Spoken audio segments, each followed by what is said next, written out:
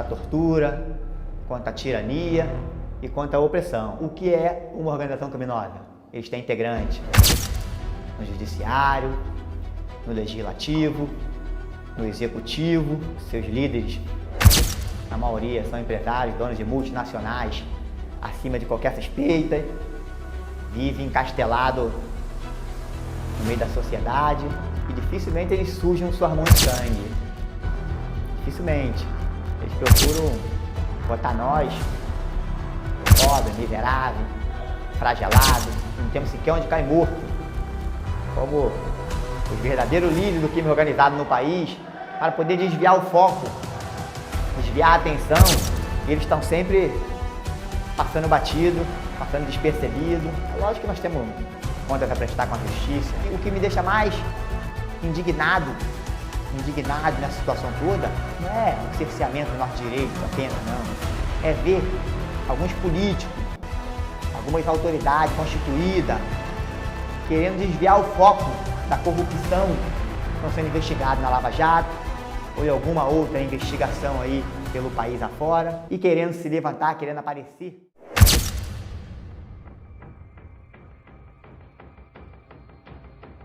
Eu não posso ver mais jovem de 14, 15 anos assaltando e sendo violentado, assassinado pela polícia, às vezes inocente, ou às vezes porque roubou um celular.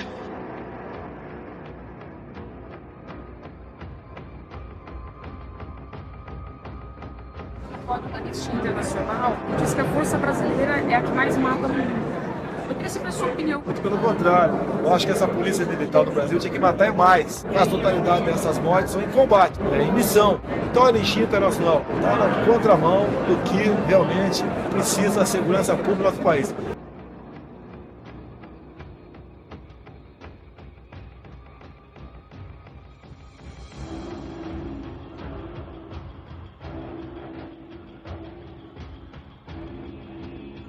Sou policial de São Paulo, bastante polêmica, que o policial foi filmado arremessando um suspeito que já estava rendido de cima do telhado de uma casa. Como que você... Tinha que ser um prédio, porque infelizmente foi de uma casa.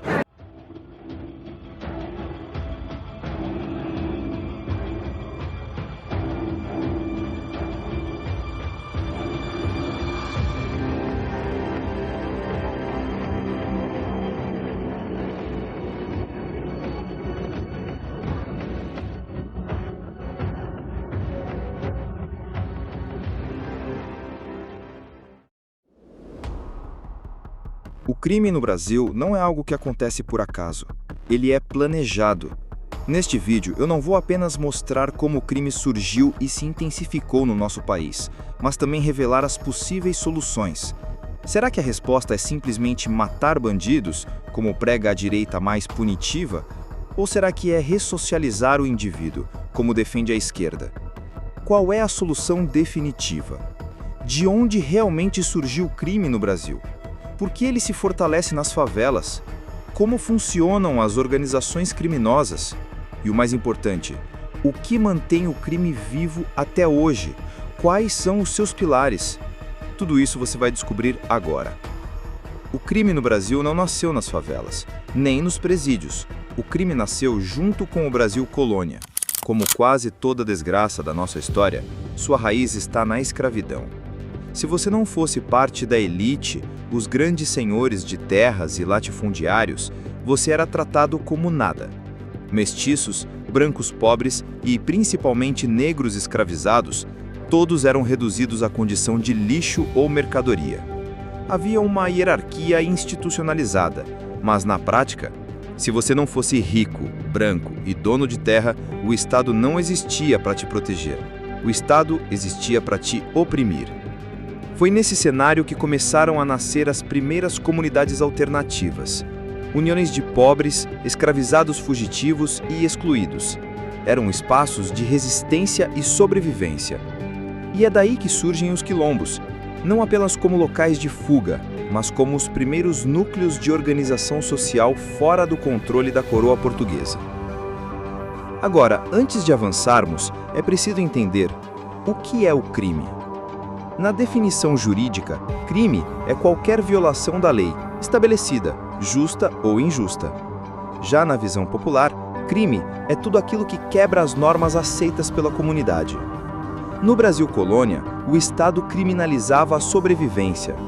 Fugir da escravidão era crime. Viver em quilombo era crime. Resistir era crime. E é nesse choque entre lei injusta e resistência popular que nasce o embrião do que séculos depois se tornaria o fenômeno social do crime no Brasil. Como eu já expliquei no vídeo passado, o Estado no Brasil colônia era extremamente patrimonialista. Títulos de nobreza, cargos políticos, favores e até cargos administrativos eram vendidos a quem tivesse dinheiro. Não havia meritocracia, não havia preocupação com competência. O poder era mercadoria. E quando Portugal precisou povoar o Brasil, não trouxe para cá intelectuais, cientistas ou pensadores. Não trouxe puritanos, como na colonização da América do Norte, nem fugitivos de guerras religiosas ou civis que buscavam construir novas sociedades. A lógica aqui foi outra. O Brasil foi criado para ser uma colônia agrícola de exploração, e nada além disso. E essa diferença é gigantesca. Enquanto outras colônias, como as dos Estados Unidos, já nasciam com escolas, universidades e ideais de autogoverno, o Brasil permaneceu quase 300 anos sem sequer uma universidade. A primeira instituição de ensino superior só viria em 1808, quando a corte portuguesa fugiu para cá às pressas, empurrada pelas tropas de Napoleão. O resultado foi devastador. A população que veio para o Brasil não tinha formação técnica nem conhecimento científico para desenvolver a colônia. E o Estado, que deveria suprir essa carência com educação e políticas públicas, simplesmente não cumpriu esse papel.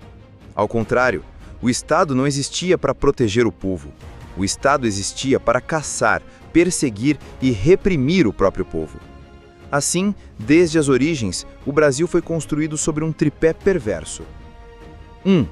Elites comprando poder. 2.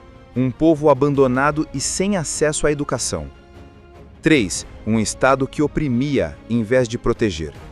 Esse foi o terreno fértil para o surgimento do crime como fenômeno social. É importante fazer uma distinção clara. As favelas não surgiram no Brasil colônia. Naquele período, o movimento era o contrário. As pessoas mais fugiam das cidades do que migravam para elas. Escravizados fugiam das áreas controladas pelo Estado e os pobres buscavam sobreviver em zonas rurais, em quilombos ou comunidades isoladas. Por isso, apesar de serem núcleos de resistência, os quilombos não podem ser confundidos com as favelas modernas. Para que uma favela surja, é preciso que duas condições aconteçam. Uma migração maciça para a cidade. 2. A ausência de planejamento urbano e de controle estatal sobre esse crescimento. Quando o crescimento das cidades não é acompanhado de políticas públicas, como fiscalização, infraestrutura, segurança e educação, inevitavelmente aparecem áreas em que o Estado está menos presente. São nesses espaços de ausência que nascem as favelas. E isso não ocorreu no Brasil colônia.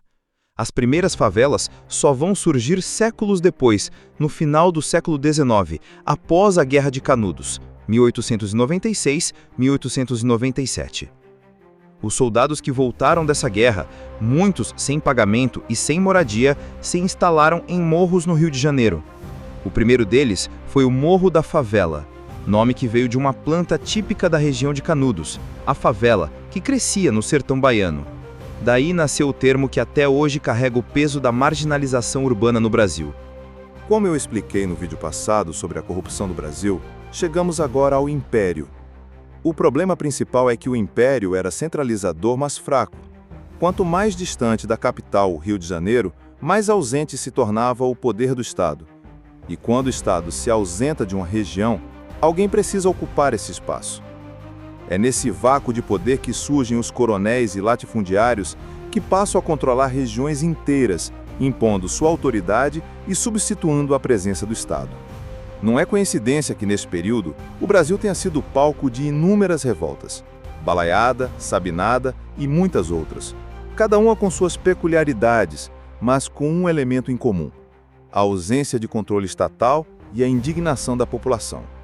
O Estado não prevenia, não fiscalizava e não garantia direitos, e quando surgia conflito, reagia tarde ou de forma violenta.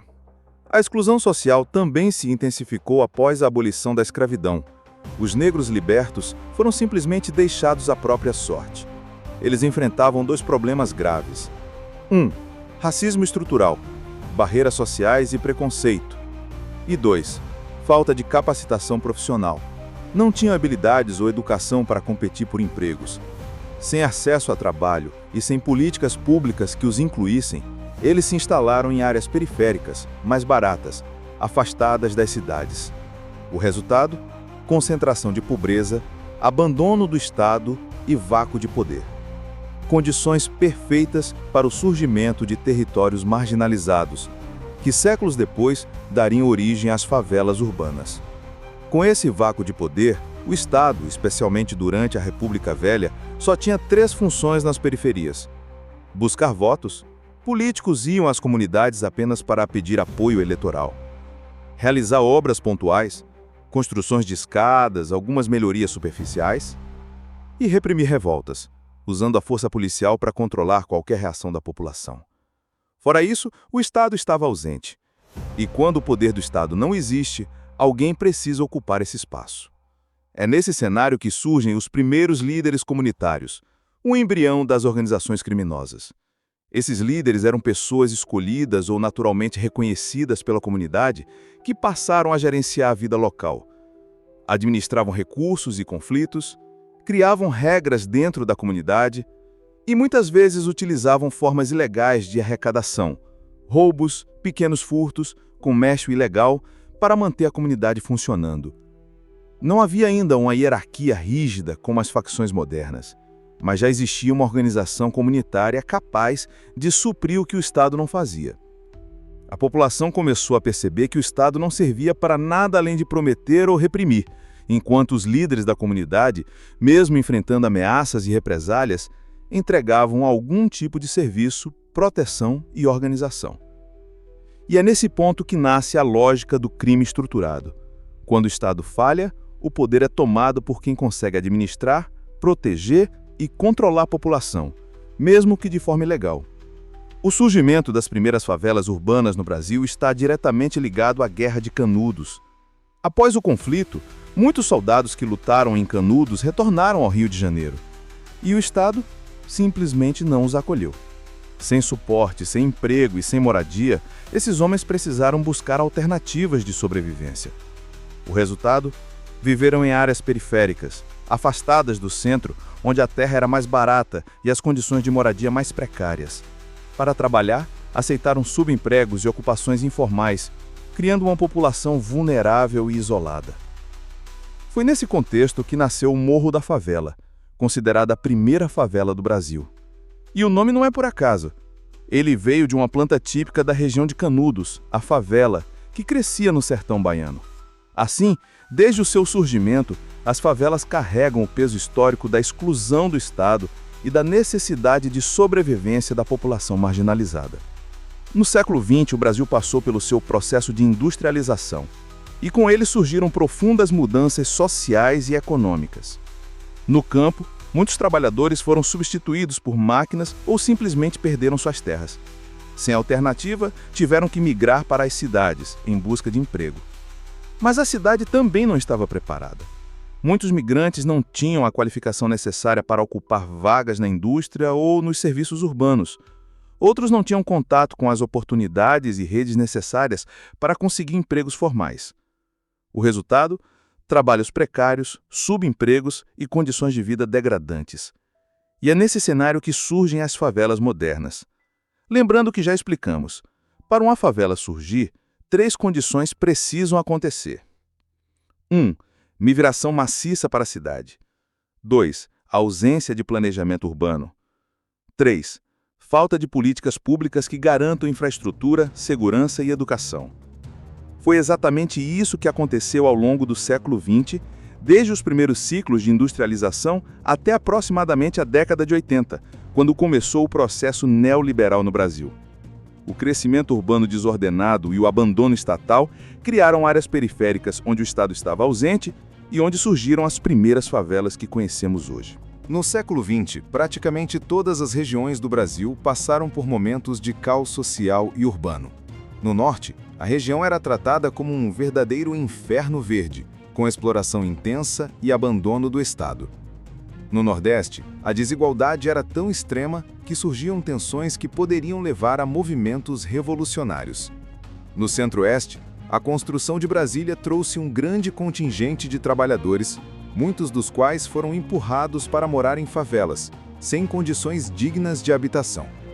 No Sudeste, a migração em massa também não encontrou políticas públicas que acompanhassem o crescimento urbano, resultando no surgimento de inúmeras favelas. O Sul foi a única região que conseguiu manter relativa estabilidade durante esse período, mas, mesmo lá, o crescimento urbano trouxe desafios. De forma geral, durante o século XX, as primeiras favelas começaram a surgir em quase todas as regiões do Brasil, marcando o início de um ciclo histórico de exclusão, abandono estatal e criação de espaços urbanos vulneráveis. Cenário perfeito para o surgimento de lideranças locais, que, séculos depois, se consolidariam em organizações criminosas.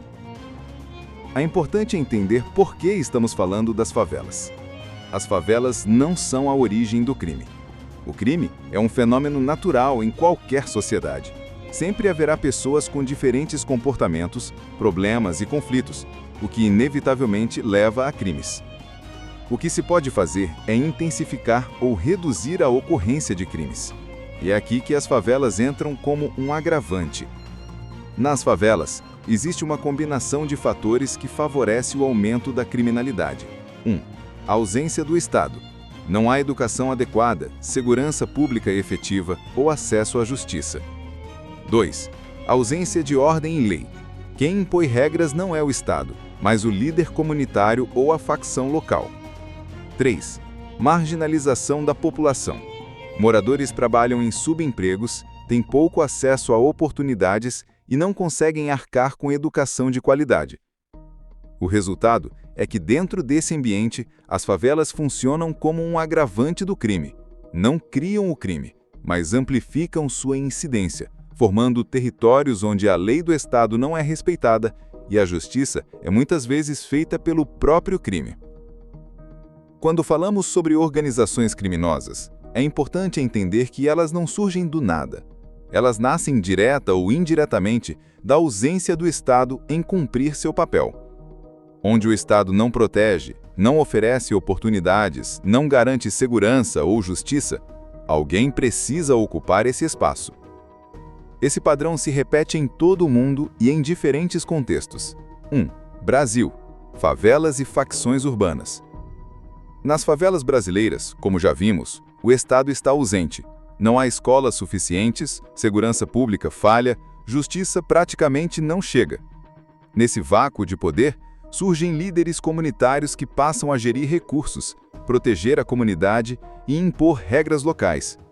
Com o tempo, essas lideranças evoluem para organizações criminosas estruturadas, como o Comando Vermelho, no Rio de Janeiro, e o Primeiro Comando da Capital, PCC, em São Paulo. Elas seguem o mesmo padrão: controle territorial, arrecadação de recursos e substituição parcial do Estado, mesmo que de forma ilegal. 2. Itália. Máfia siciliana. No século XIX, a Sicília era uma região negligenciada pelo Estado italiano. O governo central era fraco e a lei não chegava ao interior. Famílias locais assumiram o controle, protegendo seus territórios, resolvendo disputas e cobrando por serviços que o Estado não oferecia. Nascia a Cosa Nostra, com hierarquia rígida, códigos de conduta e economia paralela. Mas o gatilho foi o mesmo: ausência do Estado e necessidade de sobrevivência ou controle local. 3. Colômbia. Cartéis de drogas. Nos anos 70 e 80, o Estado colombiano era incapaz de controlar algumas regiões rurais e urbanas dominadas pelo tráfico. A população vivia sem segurança, sem oportunidades de emprego e sem infraestrutura mínima. Cartéis como o de Medellín e o de Cali ocuparam esse vazio, fornecendo proteção e controle territorial, consolidando organizações criminosas sofisticadas. Padrão comum em todas essas organizações: ausência do Estado, falha em prover educação, segurança e justiça. Controle territorial, As organizações ocupam o vazio de poder. Liderança centralizada. Surge um ou mais líderes que controlam regras, economia e conflitos. Economia paralela. Arrecadação via atividades ilegais, tráfico, extorsão, contrabando, para financiar a estrutura. Proteção e serviços locais. Oferecem segurança e algum tipo de benefício à população local, garantindo lealdade. Em resumo, as organizações criminosas são uma resposta natural à ausência do Estado. Elas nascem onde o poder legítimo não chega, preenchendo o vazio com regras próprias, proteção seletiva e economia paralela. Se o Estado não cumpre suas funções essenciais, o crime organizado não é uma exceção, mas uma consequência previsível da estrutura social e histórica. Comando Vermelho, CV, Rio de Janeiro. Surgiu nos anos 1970, durante a ditadura militar, dentro do sistema penitenciário do Rio. Presos de diferentes origens se uniram para proteger uns aos outros da violência do próprio sistema prisional, que era extremamente precário, violento e omisso. No início, a união era principalmente para a defesa e sobrevivência dentro do presídio, mas logo se estendeu para fora, ocupando territórios onde o Estado não fornecia segurança, serviços ou oportunidades.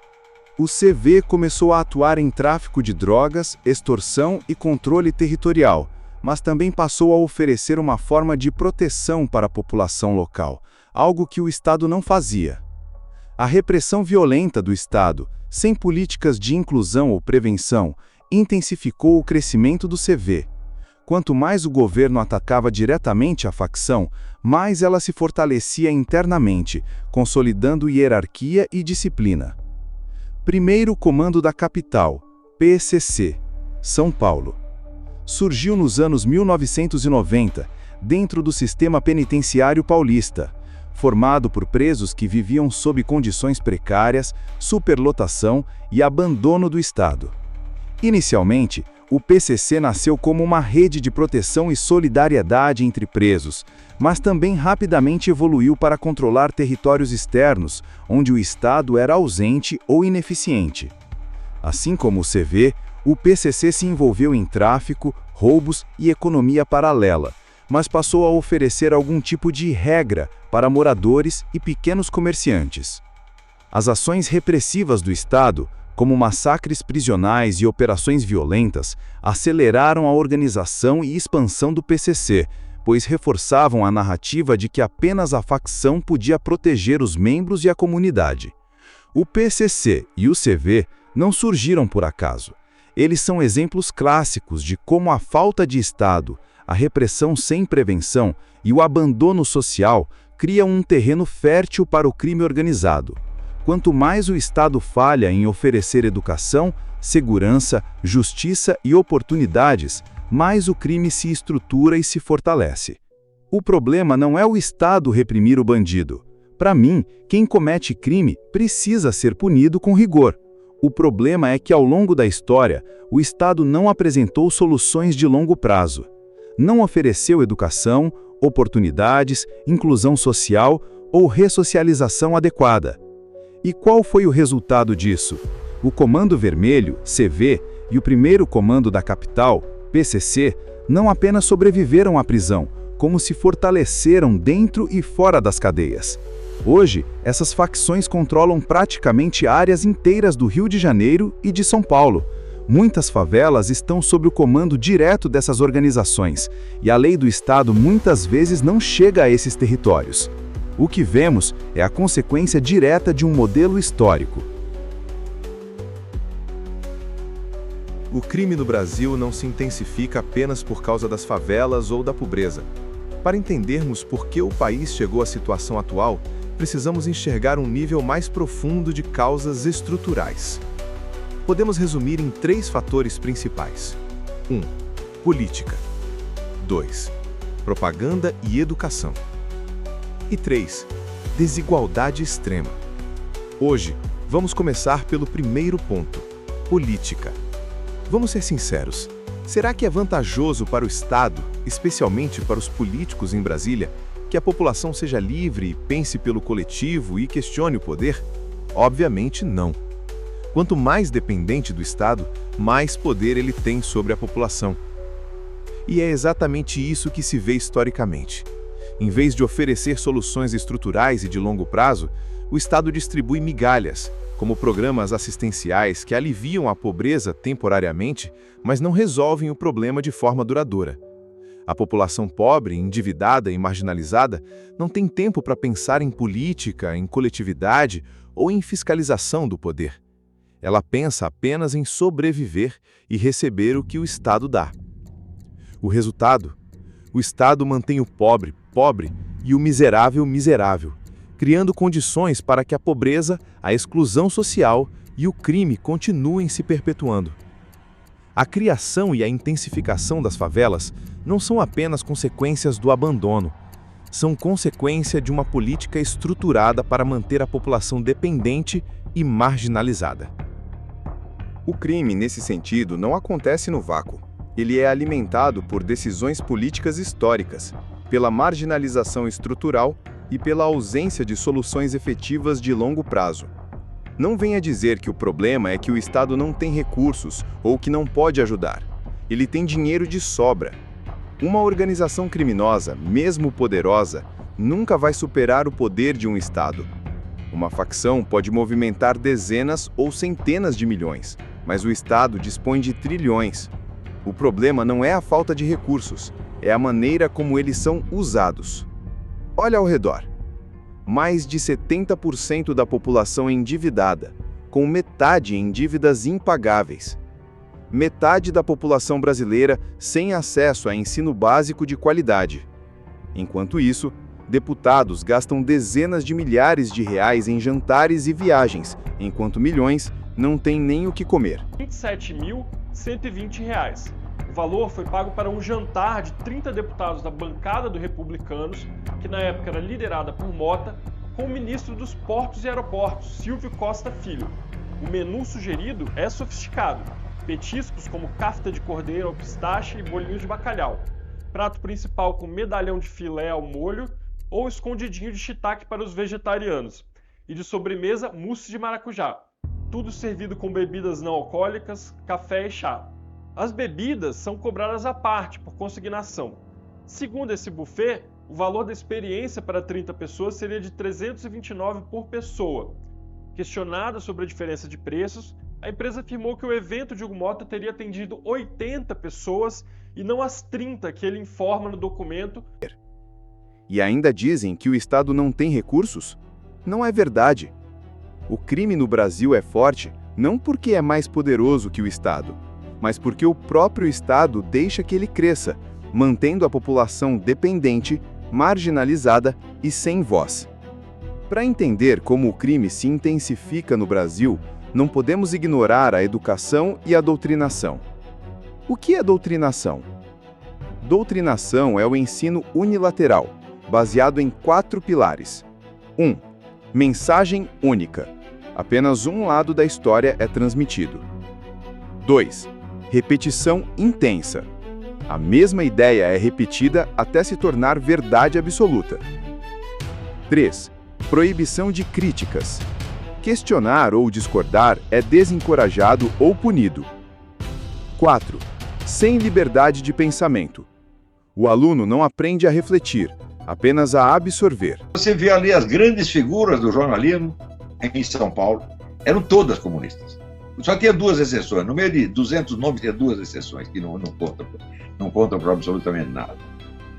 Ao mesmo tempo, eles estavam dominando o sistema educacional, usando, sobretudo, publicações da Fundação Vitor Chivita, chamada Escola e Sala de Aula, que iam fazendo a cabeça dos professores e introduzindo as ideias de Vygotsky, Emília Ferreiro, todos esses doutrinários comunistas da educação. A profundidade e a imensidão desta operação, as pessoas não conseguem medir até hoje. Por exemplo, aqui nos Estados Unidos eles estão criando um novo currículo, como no Brasil, novo modelo curricular. Eu acho que é a nova base curricular, não sei como chama no Brasil. Aqui é Common Core, né? Quer dizer, o núcleo comum. Né? E o núcleo comum as pessoas discutem, umas gostam, outras não gostam, até que apareceu o pesquisador e foi rastrear, falou, de onde apareceu isso? Então descobriu que, em primeiro lugar, todos os modelos iniciais do Common Core tinham vindo da Europa. Ela foi rastreada na Europa, de onde veio? Veio tudo da Rússia, veio tudo pronto da União Soviética.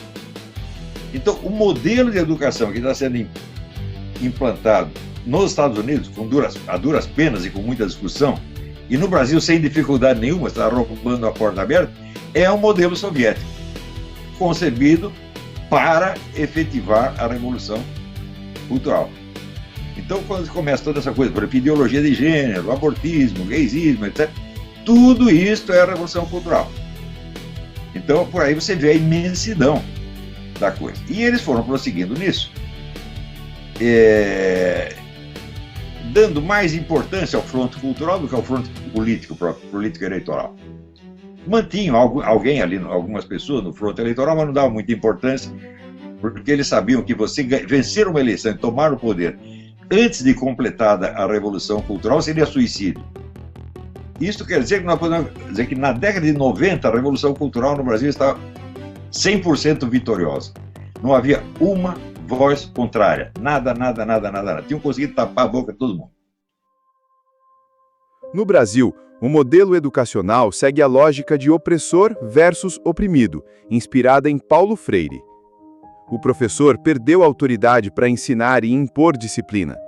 Alunos que desrespeitam regras ou prejudicam colegas não podem ser punidos sem que o professor seja processado. O mérito é desvalorizado. Quem se esforça e estuda é prejudicado, enquanto quem não se esforça passa de ano. O resultado é devastador. A educação se torna um instrumento de divisão, separando oprimidos e opressores.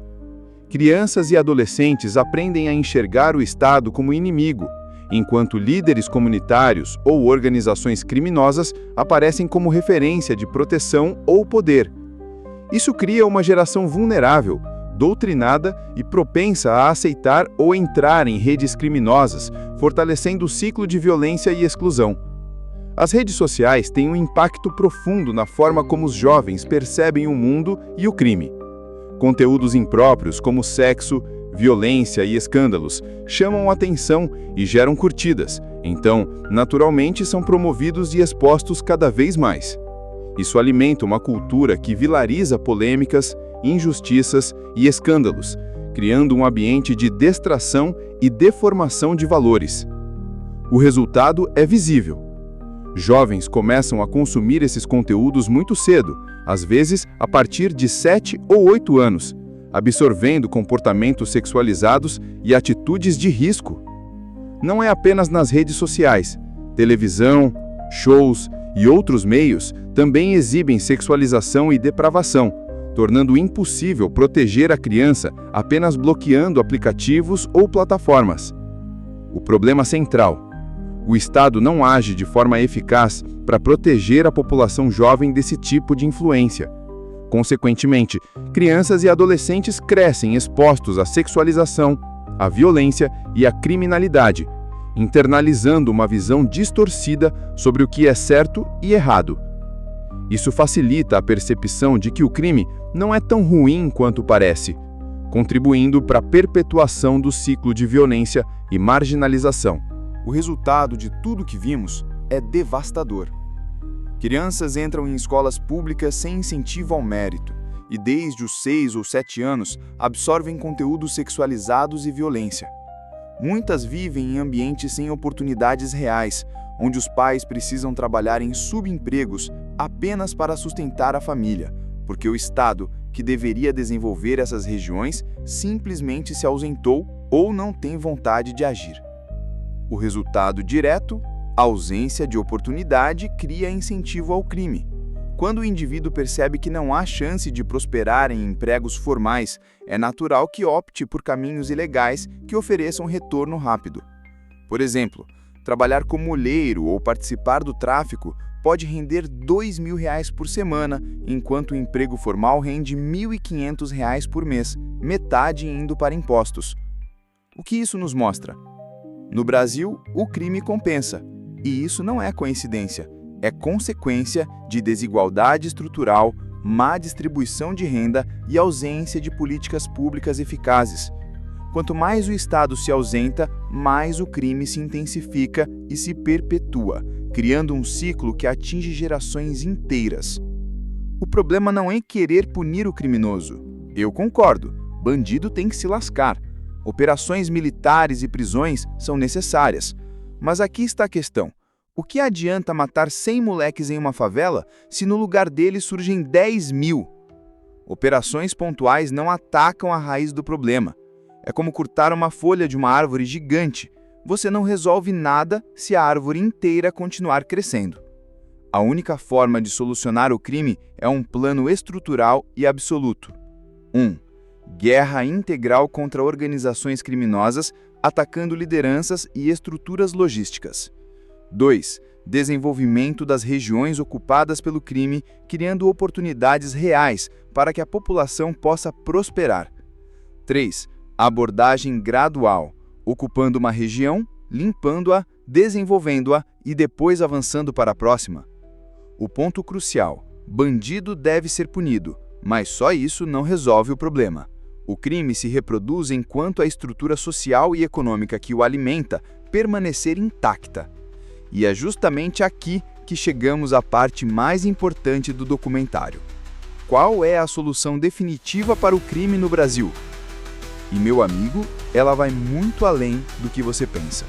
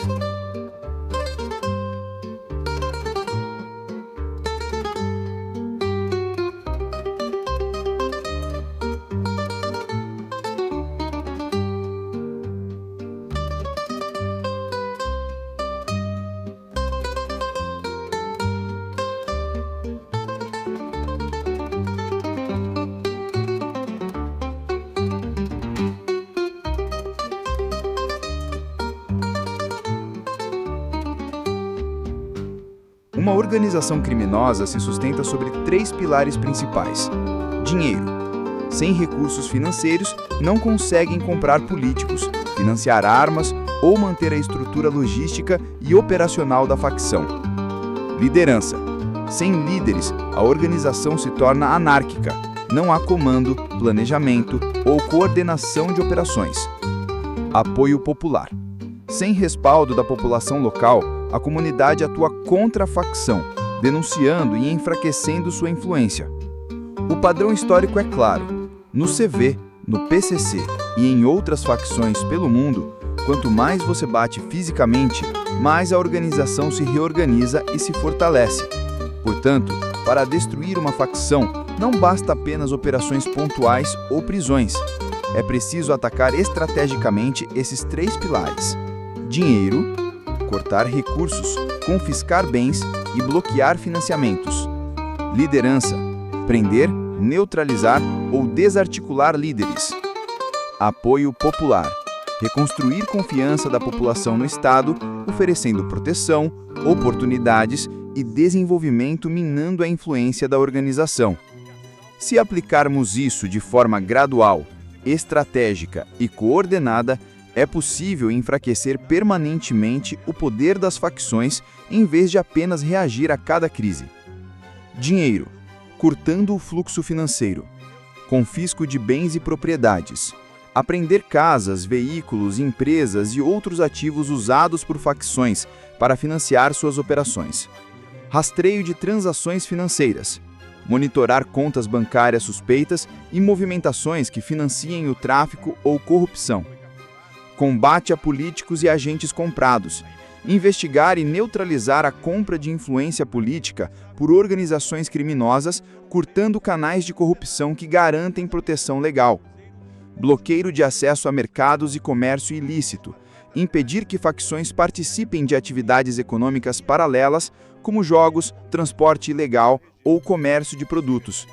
Exemplo prático: Bukele, em El Salvador, confiscou bens de líderes do PCC e bloqueou financiamentos internos e externos, reduzindo a capacidade de atuação das facções. 2.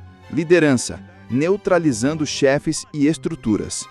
Prisão estratégica de líderes, não apenas operações pontuais, mas prender chefes e segundos escalões de forma planejada, desarticulando o comando central. Monitoramento e inteligência avançada, usar informações de infiltração, tecnologia de rastreio e interceptações legais para antecipar ações criminosas. Quebra de comunicação interna, monitorar e bloquear canais de comunicação dentro das facções, criando descoordenação e desconfiança. Programas de colaboração, incentivar delação com benefícios, reduzindo o poder de líderes e provocando conflitos internos. Exemplo prático: Linquinha e operações na Colômbia mostraram que desarticular líderes e estruturas hierárquicas enfraquece facções, tornando-as menos coesas e mais vulneráveis a ações de longo prazo. 3. Apoio popular. Recuperando a comunidade, presença efetiva do Estado, segurança pública constante, programas de educação, saúde, infraestrutura e oportunidades de trabalho para reduzir a dependência da população das facções.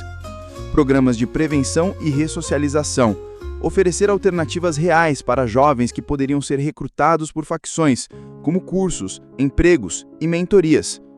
Campanhas de conscientização, mostrar à população que o crime não protege, só destrói, e que o Estado é capaz de prover proteção e justiça. Controle gradual de territórios, ocupar regiões estratégicas, entregar oportunidades de desenvolvimento e depois avançar para as próximas, minimizando resistência e aumentando a legitimidade do Estado. Exemplo prático: Bukele combinou operações militares com políticas sociais, reduzindo a aceitação popular das gangues e minando seu poder. Síntese: o Estado precisa agir de forma integral e coordenada. Dinheiro, cortar recursos e financiamento. Liderança, neutralizar chefes. Apoio popular, ocupar, desenvolver e oferecer alternativas reais. Resultado esperado: facções enfraquecidas, sem dinheiro, sem comando e sem respaldo da população. Diferente de operações pontuais, esse é um ataque estrutural ao crime organizado. Toda essa estrutura de crime, desigualdade e destruição social só pode ser enfrentada por um Estado forte, centralizado e eficiente. A liderança precisa estar acima de esquerda e direita, capaz de tomar decisões efetivas e rápidas, sem a burocracia e ineficiência que vemos hoje. O Brasil, na prática, não funciona como uma democracia real. Pergunte a 10 pessoas na rua se estão satisfeitas com o Estado e provavelmente só uma dirá que sim. Essa insatisfação é compreensível. O Estado simplesmente se ausentou de suas funções básicas, permitindo que o crime e a desordem se proliferem. Por que o Estado é essencial? É o único detentor legítimo do monopólio da força, capaz de superar e controlar o crime organizado. Quando o Estado é tomado por corrupção ou interesses criminosos, o resultado é miséria, violência e anarquia, perpetuada por décadas. O cenário atual: escolas públicas precárias, educação destruída, valores de ordem e progresso esquecidos, segurança comprometida. Um país sem ordem, onde os mais fortes oprimem e controlam os mais fracos e o crime encontra terreno fértil para crescer. Então, se o Estado não cumpre seu papel, alguém precisa agir para reconstruí-lo e recuperar a ordem. A solução definitiva para o crime não é apenas prender ou punir, mas fortalecer o Estado, recuperar a autoridade, desenvolver a sociedade e centralizar a ação contra quem ameaça a paz social. Além da desigualdade, da ausência do Estado e da falta de oportunidades, existem fatores sociais que intensificam o crime desde a infância. Um dos principais é a ausência paterna. Segundo a ONU, jovens sem pais presentes têm até 5 vezes mais chances de se envolver com crime. ter um pai presente reduzem até 70% a probabilidade de a criança seguir pelo caminho do crime. Infelizmente, no Brasil há uma cultura de abandono. Aproximadamente 12 milhões de crianças estão sem pais, crescendo sem orientação, sem valores sólidos e expostas à sexualização, violência e exemplos de criminalidade. O resultado? Milhões de crianças vulneráveis a se tornarem soldados do crime, mortos ou corrompidos antes mesmo de ter oportunidade de contribuir para a sociedade. Outros agravantes existem, mas no fim, tudo se resume a uma incompetência estrutural do Estado em cumprir seu papel. O crime tem solução, mas é preciso vontade política, liderança firme e ação estruturada. É uma luta entre ordem e desordem, progresso e retrocesso, independência e submissão, nós e a destruição, Deus e a corrupção. E se você quiser entender por que o Brasil é um país tão corrupto, basta conferir meu último vídeo para se aprofundar.